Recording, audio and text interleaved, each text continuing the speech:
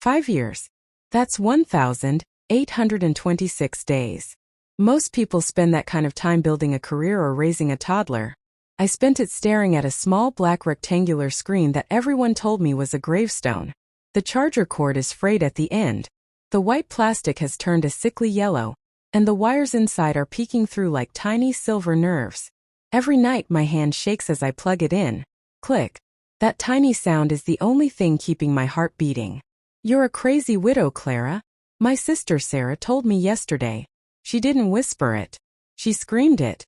She stood in my kitchen, looking at the dusty bill on the counter. The bill for a phone line that belonged to a man buried 6 feet under the cold, hard dirt of Oaklawn Cemetery. "You're throwing your life away for a ghost. It's been 5 years. He's gone." But she doesn't understand. She doesn't know what it's like to wake up in the middle of the night and reach for a hand that isn't there. She doesn't know the silence.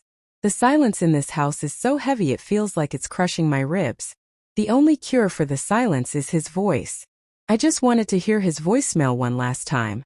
Just one more "Hey, it's Mark, leave a message." That's all I needed to get through another year of breathing without him. I pressed play. My thumb was damp with sweat. I expected the recording. I expected the ghost in the machine. But the phone didn't play a message. Instead, the screen lit up with a blinding blue light. It vibrated so hard it nearly jumped out of my palm. It wasn't playing. It was calling. And then the sound of a heavy breath filled the room. A voice I would know in a crowded stadium or a silent forest. A voice that should be impossible. "I'm finally free," he whispered. The static crackled cold and sharp. "Run to the dock, Clara. Run now." But before we continue, I'd love to know. Where are you from and how old are you? Let me know in the comments. Happy listening. The air in my bedroom is always cold. It doesn't matter if the heater is humming or if the summer sun is beating down on the roof. Since Mark died, the warmth just left. It followed him out the door that rainy Tuesday and never came back. I sat on the edge of the bed. The mattress is old now. It dips on his side, a hollow space that reminds me of a crater left by a fallen star. I run my hand over the blue quilt. It smells like lavender laundry soap and, if I press my face deep into the fabric, the faint spicy scent of his old cologne. My family thinks I've lost my mind. Maybe I have. Last month, my brother brought a man in a suit to my house. They sat at my small wooden dining table. The wood is scratched from years of dinners, of laughter, of Mark dropping his keys in the same spot every day. The man in the suit had a clipboard. He looked at me with those pity eyes.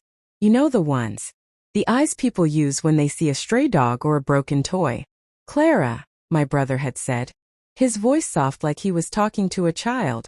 "We're worried. You aren't eating. You're spending hundreds of dollars a month to keep Mark's phone plan active.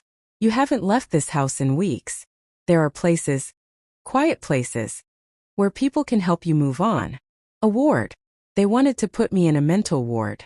They wanted to lock me in a room with white walls and soft corners until I forgot the sound of his laugh. I'm not crazy," I told them. My voice sounded thin like paper. "I'm just waiting." "Waiting for what?" my brother snapped, his patience finally breaking. "He died in a boating accident, Clara. The Coast Guard found the wreckage. They found his jacket. No one survives that water. It's been 5 years. I didn't answer. I couldn't. How do you explain to normal people that you can still feel him? That sometimes when the wind hits the chimes on the porch, it sounds like he's humming that old jazz song he loved? After they left, I went to the kitchen drawer. I pulled out the phone. It's an old model, clunky, with a screen that's cracked in the upper right corner. Mark dropped it the day we went hiking at the cliffs. I remember him laughing, picking it up and saying, "Still works." Just like me, a little bruised but still ticking. I held it to my chest. I could feel the cold plastic against my skin. Every day the ritual is the same. Asterisk wake up to the gray light of morning. Asterisk drink black coffee that tastes like ash. Asterisk check the battery. Asterisk pray for a sign. Today felt different. The air was thick. The sky outside was the color of a bruised plum, dark purple and heavy with the threat of a storm. My heart was doing a strange dance in my chest. A fast fluttery thumping, like a bird trapped in a cage. Thump thump, thump thump. I sat at the table. My fingers were cold. I reached for the charger. My hand was shaking so badly I missed the port twice. Scrape. Scrape. The sound of metal on plastic felt like a scream in the quiet room. Finally it slid in. The screen flickered. The battery icon was red. A tiny bleeding sliver of life. "Talk to me, Mark," I whispered. My voice was a ghost of itself. "Please. I can't do another year. I'm tired. I'm so tired of fighting them." I thought about the dock. The old wooden dock behind our house that leads out to the black waters of the bay. That's where he used to sit for hours watching the tide come in. He said the water told stories if you listen long enough. I stared at the phone. I just wanted to hear his voicemail. I wanted to hear him say his name. I wanted to pretend for just 3 seconds that he was just at the grocery store and he'd be home soon with a bag of apples and that crooked grin. I tapped the phone icon. My breath hitched. The screen seemed to glow brighter. The cracks in the glass looked like a spiderweb, catching the dim light of the kitchen lamp. I pressed the button to call his voicemail. I put the phone to my ear. I expected the robotic voice of the operator. I expected the beep. But the phone didn't go to voicemail. The screen turned a deep pulsing green, a color I had never seen a phone make before. And then it started to ring. Not a digital ringtone but a low rhythmic pulsing sound. Vrum. Vrum. My heart stopped. My blood felt like ice water. I tried to pull the phone away from my ear, but my hand was frozen. The call connected. There was no "leave a message." There was no "the user you are trying to reach is unavailable." There was only the sound of waves. Crush retreat. Crush retreat. And then the heavy wet sound of someone breathing. It sounded like they had been running for miles. It sounded like they were underwater. "Hello." I gasped. My lungs felt like they were shrinking. "Who is this? This isn't funny." Then the voice came through.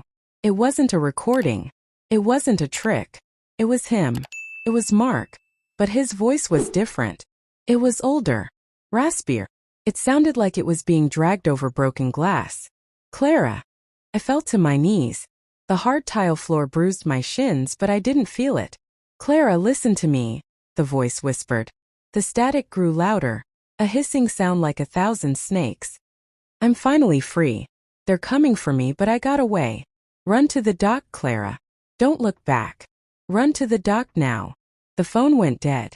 The screen went black. I sat on the floor gasping for air. The silence of the house came rushing back, but it wasn't empty anymore. It felt dangerous. I looked at the phone. The battery was at 0%. It was dead. Suddenly a loud thud echoed from the front porch. Then another. Thud. Thud. Thud. Someone was walking up the steps. But it didn't sound like one person. It sounded like 3. Then came the knock. It wasn't a friendly knock. It was a heavy rhythmic pounding that shook the door on its hinges. "Clara." It was my brother's voice, but it sounded wrong. It sounded forced. "Clara, open the door. We have the doctors with us. It's time to go." I looked toward the back door, the one that led to the path down to the dock. I looked at the front door. The handle began to turn slowly, as if they were trying to be quiet. Mark told me to run. Mark, who had been dead for 5 years, just told me to run. I scrambled to my feet, my heart hammering against my teeth. I grabbed my coat and the dead phone. I ran to the back door and flung it open. The cold night air hit me like a physical blow. The rain was starting to fall, sharp little needles against my face. I didn't care. I bolted down the wooden stairs, my feet slipping on the wet grass. I reached the edge of the dock. The water was pitch black, swirling with foam. "Mark!" I screamed into the wind. "I'm here." I looked out at the waves, searching for a boat, a light, anything. Behind me, I heard the back door of my house fly open. I heard heavy boots hitting the wooden porch. "There she is," a man shouted. Not my brother. A voice I didn't recognize. "Don't let her get to the water." I turned around. 3 men in dark raincoats were sprinting down the lawn toward me. They weren't doctors. They were carrying something long and metallic in their hands. I backed up to the very edge of the dock. The wood groaned under my feet. Suddenly, a massive light erupted from the center of the bay. A searchlight so bright it turned the world white. A boat, long, black, and silent, cut through the fog, heading straight for the dock at full speed. It didn't have any markings. No name. No flag. And standing at the front of the boat was a figure wrapped in a tattered yellow slicker. As the boat slammed against the dock, the figure looked up. The light hit his face for just a second. It was Mark. But his eyes weren't brown anymore. They were glowing a soft electric blue. "Jump, Clara," he yelled. But as I reached out my hand, I felt a cold metal grip tighten around my ankle. One of the men had reached the dock. He yanked me backward, my face slamming into the wet wood. "You aren't going anywhere," the man hissed in my ear. I looked up at the boat. Mark was staring at me, his face twisted in agony. "The phone!" Mark screamed. "Throw them the phone." I looked at the dead phone in my hand. Why would they want a piece of junk? The man on top of me pressed a knee into my back and reached for my throat. "Give it to us, Clara.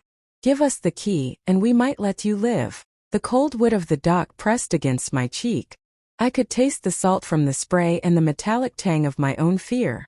The man's knee was a heavy weight in the middle of my back, pinning me down like a bug. I could hear his breathing, fast, jagged, and greedy. "The phone, Clara," he snarled. His voice wasn't human. It sounded like two dry stones rubbing together. "Hand it over and this all stops. Your family is waiting in the house. They just want you safe. Just give me the device." I looked at the boat. It was swaying violently in the black water. Mark, or the man who looked like Mark, was reaching out, his hand trembling. Those blue eyes of his weren't just glowing. They were pulsing with the same rhythm as the phone had earlier. "Don't give it to him," Mark screamed. His voice was nearly drowned out by the roar of the wind. "Clara, if they get the phone, I can never come back. Throw it into the water. Now." I felt the man's hand tighten around my throat. My vision started to swim. Tiny black dots danced in the air like angry flies. I looked at the old phone in my right hand. It was just plastic and glass. It was a piece of trash from 5 years ago. Why were they calling it a key? My mind flashed back to the day Mark disappeared. It was a Tuesday. He had kissed my forehead and said he was going to test the new motor on the fishing boat. He was wearing his favorite green flannel shirt. He had forgotten his lunch on the counter. I remembered watching him walk down this exact path, whistling a tune I didn't recognize. The police told me the engine exploded. They told me the current was too strong. But they never found a body. They just found a piece of his shirt caught on a jagged rock. "I'm counting to 3, the man on top of me whispered. I could feel his hot breath on my neck. It smelled like sulfur and old copper. 1, 2. Internal monologue screamed at me. "If I throw it, Mark is gone forever. If I keep it, I die here on the wood." "No," I choked out. With a burst of strength I didn't know I had, I didn't throw the phone into the water. I tucked it hard into my chest and rolled. The man wasn't expecting me to fight back. He slipped on the wet, mossy wood of the dock. I scrambled up, my heart feeling like it was going to burst through my ribs. I ran toward the edge. "Jump!" Mark cried out. I didn't think. If I thought I would stay. If I thought I would remember that Mark was dead and I was a widow who had finally lost her mind. I shut my eyes tight and leaped into the dark. The water didn't feel like water. It felt like hitting a wall of ice. The cold was so sharp it felt like 1,000 needles piercing my skin at once. I sank down, the blackness swallowing me. The silence was absolute. Down here there was no wind, no screaming men, no brother trying to lock me away. Then a hand grabbed my arm. It was strong. It pulled me upward, dragging me through the heavy liquid until my head broke the surface. I coughed, spitting out salt water, gasping for air that felt like fire in my lungs. Strong arms lifted me over the side of the boat. I fell onto the metal floor with a heavy thud. I was shivering so hard my teeth were clicking together like dice in a cup. "Clara? Clara, look at me." I opened my eyes. The figure in the yellow slicker was kneeling over me. Close, he looked older. There were lines around his eyes that hadn't been there 5 years ago. His skin was pale, almost translucent like fine china. But it was him. The way he held his shoulders, the small scar on his chin from when he fell off his bike at 10 years old. I reached up, my fingers shaking, and touched his face. His skin was freezing. Not cold like the water, cold like a refrigerator. "Mark," I whispered. He didn't smile. He looked terrified. He looked behind us at the dock. The 3 men were standing there now. They weren't moving. They were just watching us. The searchlight from the boat was still hitting them, but they didn't blink. They didn't shield their eyes. "We have to go," Mark said. He scrambled to the back of the boat and pulled a lever. The engine didn't roar. It hummed with a low vibrating sound that made my teeth ache. We sped away from the dock, moving deeper into the fog of the bay. My house disappeared first, then the trees. Soon we were in a world of nothing but gray mist and the sound of the hull cutting through the waves. "Mark, talk to me," I said, pushing myself up. I wrapped my arms around my shivering body. "They said you died." "I had a funeral." I sat in the front row and watched them bury an empty box. "Where have you been? Who were those men?" Mark kept his eyes on the fog. He didn't look at me. "I can't tell you everything yet, Clara. Your brain. It wouldn't handle it. Not all at once." "Try me," I snapped. The fear was starting to turn into a hot, bubbling anger. "I've spent 5 years being called a lunatic. I've spent my life savings on a phone bill for a dead man. I think I earned the truth." Mark finally looked at me. Those blue eyes were fading now, turning back to the warm brown I remembered. "That phone." He pointed to where I was clutching the device. "It's not a phone anymore. They used it to track me. They thought if they kept the line open, I would eventually try to call home. And I did. I was weak. I just wanted to hear you breathe one more time." "Who is they?" I asked. "The ones who run the gray," he said softly. "The place between. When the boat went down 5 years ago, I didn't drown. I fell through a crack. A crack in the world, Clara. It's a place where time doesn't move, where nothing grows and nothing dies. It's a prison." I stared at him. It sounded like a fairy tale. It sounded like the stories he used to tell me when we were kids, about monsters under the bed and worlds hidden in the back of closets. "And you're free now?" I asked. "I'm out," he said. "But I'm not free. Not as long as they have the signal. That's why your brother came tonight. That's why those men were there. They aren't your family anymore, Clara. They've been replaced." A cold shiver that had nothing to do with the water ran down my spine. I thought of my brother's voice at the door. It had sounded wrong. It had sounded like a recording played at the wrong speed. "What do you mean, replaced?" Mark didn't answer. He pointed ahead. Out of the fog, a small island began to appear. It wasn't on any map of the bay. It was a jagged tooth of rock sticking out of the sea. There were no trees. No birds. Just a single crumbling stone shack with a light flickering in the window. "We're going to see the old man," Mark said. "He's the only one who knows how to break the link. If we don't break it by sunrise, the phone will ring again. And this time it won't be me on the other end." "Who will it be?" I asked, my voice trembling. Mark looked at the phone in my hand. The screen suddenly flickered to life. A message appeared on the cracked glass. One unread message. My thumb hovered over the screen. I looked at Mark. He looked like he wanted to vomit. "Don't open it," he whispered. But I couldn't help it. The curiosity was a physical weight. I tapped the screen. The message wasn't text. It was a photo. It was a photo of me right now sitting on the boat. It was taken from behind. I whipped my head around. The back of the boat was empty. Only the dark water stretched out behind us. Then the phone began to vibrate again.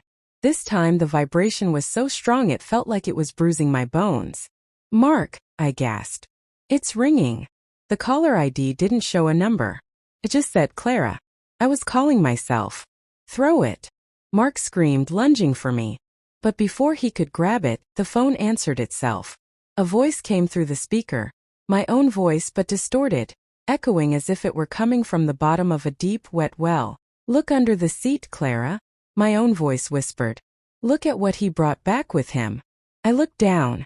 Under the small metal bench where I was sitting, there was a black canvas bag. It was dripping with a thick, dark liquid that didn't look like water. The boat bumped against the rocks of the island. "Clara, don't listen to it," Mark yelled, but he sounded far away, as if he were being pulled back into the fog. I reached down. My fingers touched the zipper of the bag. It was ice cold. I pulled it open. Inside the bag wasn't gold or gear or a key. Inside the bag was a green flannel shirt. It was soaked in blood. And tucked inside the shirt was a human hand. On the ring finger was a gold band identical to the one I wore around my neck. I looked up at Mark. He was standing perfectly still. The blue light in his eyes was back, but this time it was blinding. "That's not mine," he said. But he wasn't looking at me. He was looking at his own arm. His sleeve was pushed up. His arm ended in a smooth, scarred stump. "Then whose hand is in the bag?" I whispered. The stone shack door on the island creaked open. A man stepped out, holding a lantern. He looked exactly like Mark. "I've been waiting for you, Clara," the man with the lantern said. I looked at the mark on the boat. I looked at the mark on the island. The phone in my hand spoke one last time. "One of them is lying," my voice said. "And the other one is hungry." The boat engine died. Total silence fell over the bay. I looked at the mark on the boat. He smiled at me. It wasn't a human smile. His mouth had too many teeth. I sat frozen on the wet metal floor of the boat. My heart wasn't just beating anymore. It was thumping against my ribs like a hammer. To my left, the mark on the boat was smiling with those rows of sharp, tiny teeth. To my right, on the jagged rocks of the island, the other mark stood holding a flickering lantern. "Clara, get away from him," the mark on the island shouted. His voice was thick with emotion. He sounded like the man I had married in a small chapel 10 years ago. "That thing is a mimic. It's what they use to lure people into the gray."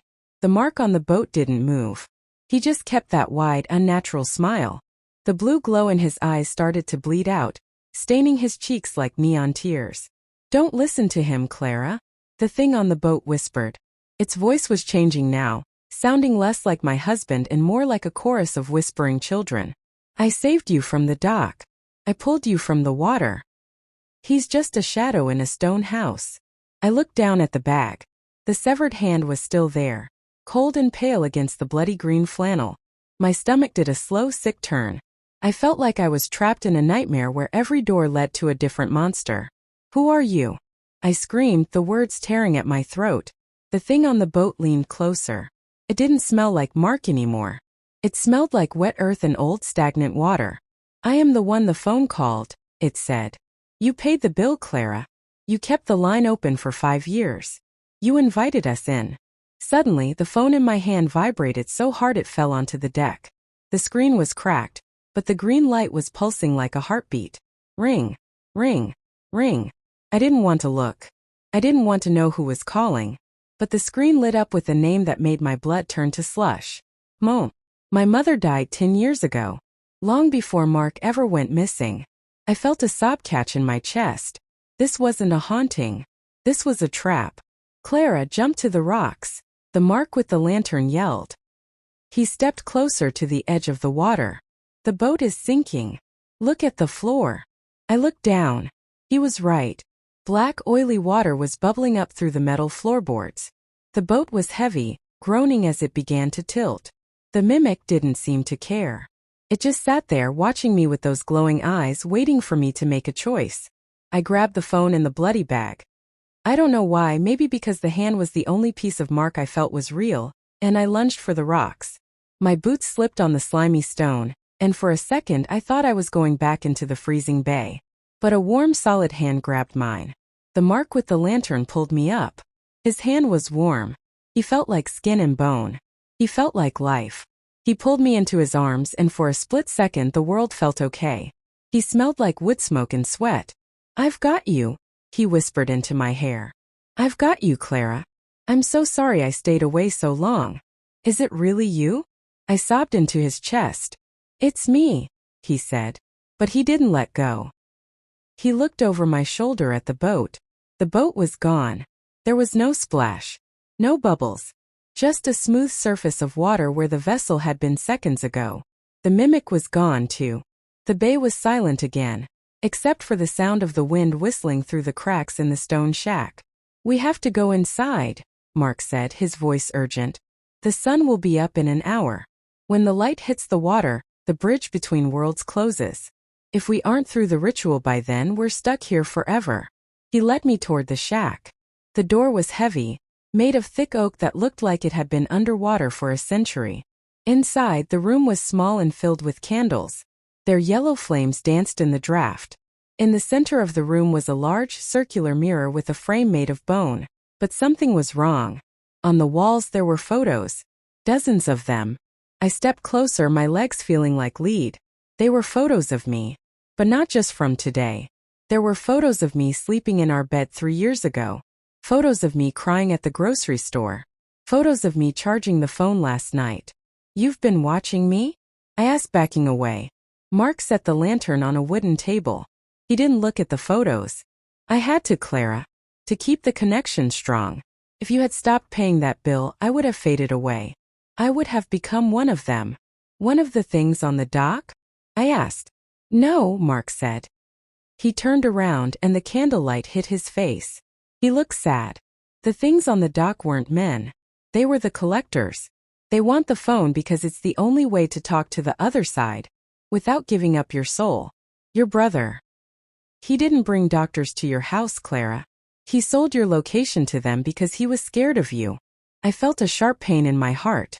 My own brother. Suddenly, the phone in my pocket started to scream. It wasn't a ringtone anymore. It was a high-pitched electronic wail that made my ears bleed. The mirror in the center of the room began to ripple. The glass turned from a reflection into a window. I saw my own living room. I saw my brother, Sarah, and the men in the dark coats. They were standing around my charging station. She's on the island, my brother said. His eyes were blank like white marbles. The signal is strongest there. Tell the master to prepare the vessel. The man in the dark coat nodded. He reached into his pocket and pulled out another phone. An identical model to the one Mark had. Clara, Mark said, stepping toward the mirror. We have to do it now. Give me the phone. I have to smash it against the glass.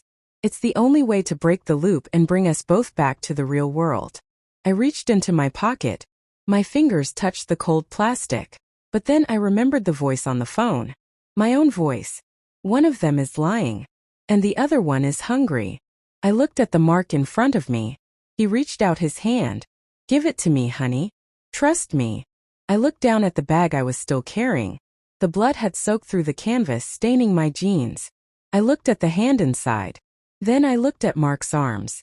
Both of them. In the boat, the mimic had a stump. This Mark had 2 hands. Mark, I said softly. Show me your ring finger. He froze.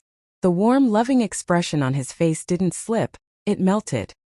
His skin began to sag like wax too close to a fire. Does it matter? He asked. His voice was no longer human. It sounded like the wind through a graveyard. I can be whoever you want, Clara. I can be the husband who loves you.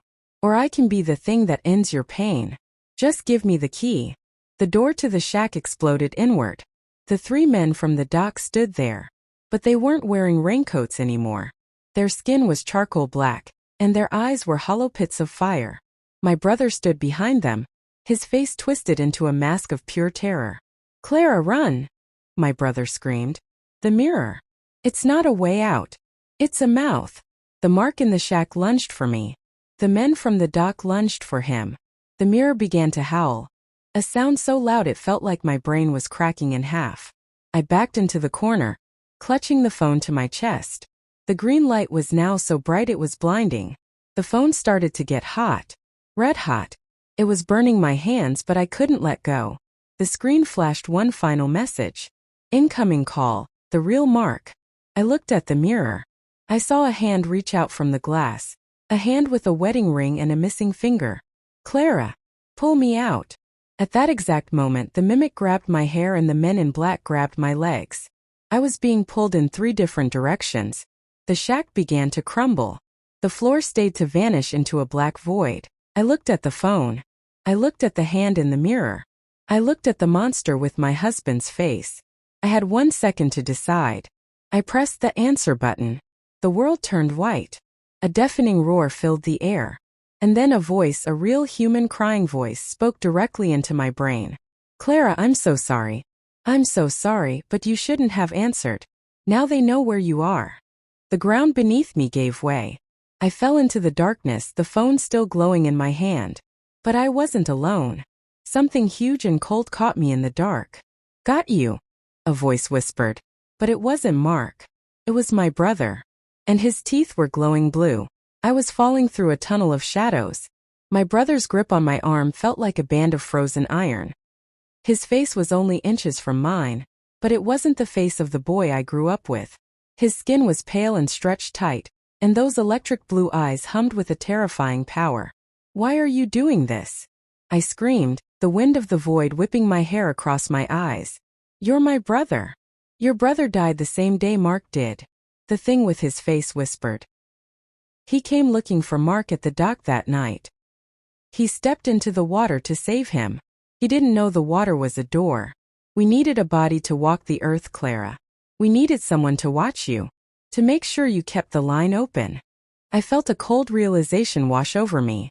My brother hadn't been trying to help me or even commit me to a ward because he was worried. He was trying to keep me under his thumb.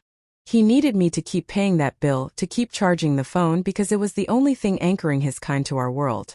Suddenly, the heat from the phone in my hand became unbearable. It wasn't just hot. It was glowing with a pure white light that began to melt the shadows around us. "Clara!" It was the real Mark. His voice wasn't coming from the phone anymore. It was coming from below us. I looked down.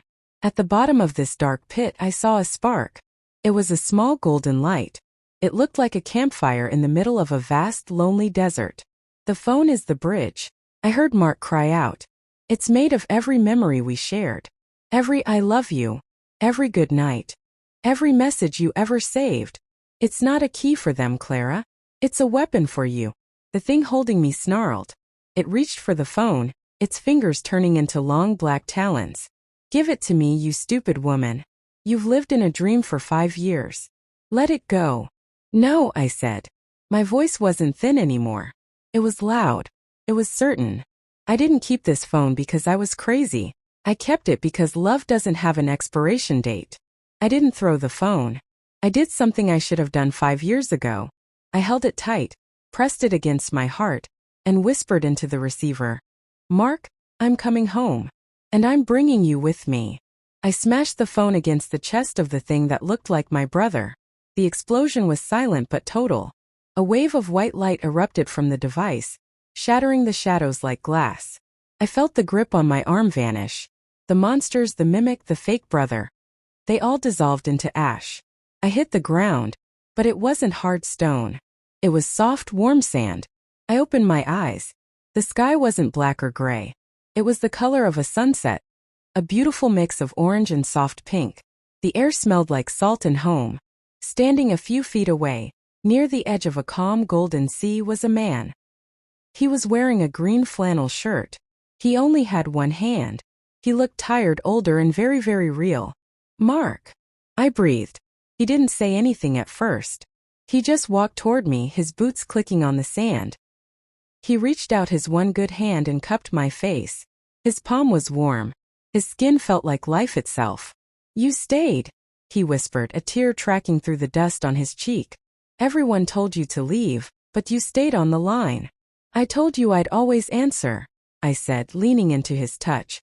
We stood there for what felt like hours. The gray was falling apart around us. The jagged rocks were fading, and I could see the faint outline of our real world.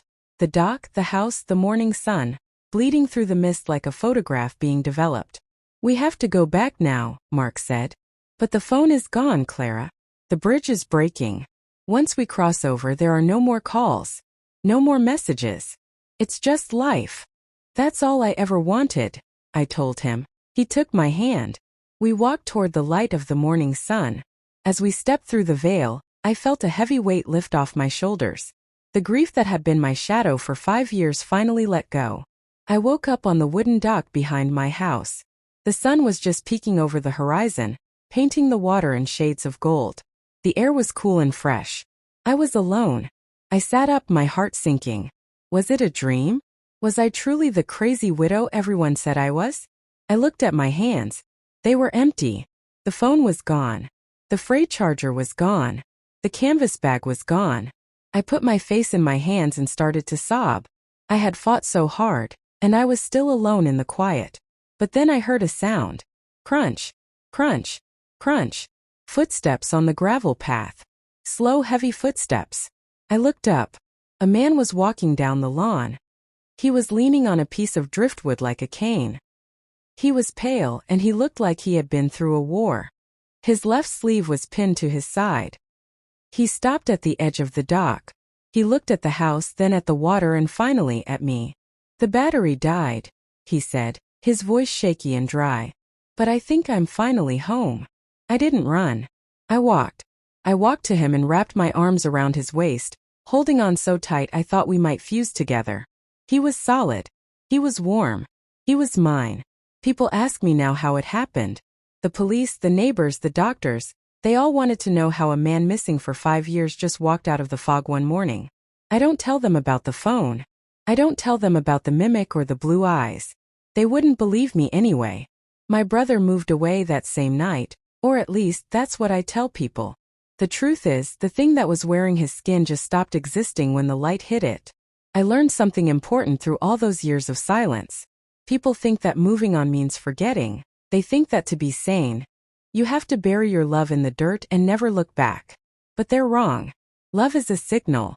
It's a frequency that doesn't care about time or space. Sometimes the world tries to tell you that you're crazy for holding on. They'll tell you to hang up the phone and move on to the next thing. But if you listen close enough, past the static, past the doubt, and past the grief, you might just hear a voice on the other end. Mark and I sit on that dock every evening now. We don't talk much. We just watch the tide. I don't have a phone in my hand anymore. I don't need one. Because the best way to hear someone you love isn't through a speaker. It's through the quiet moments when you realize they never really left. The bill is finally paid. The line is closed. And for the first time in 5 years, the silence in my house isn't heavy. It's peaceful. I'm so happy you stayed with me until the end of this story. I'd love to know which city you're listening from, so please let me know in the comments. I truly enjoy reading them. If this story touched your heart, please give it a like. It's a small gesture that means the world to me. On the screen you can see 2 stories I highly recommend. And if you haven't joined the channel yet, don't forget to subscribe. See you in the next story. With love and respect, goodbye.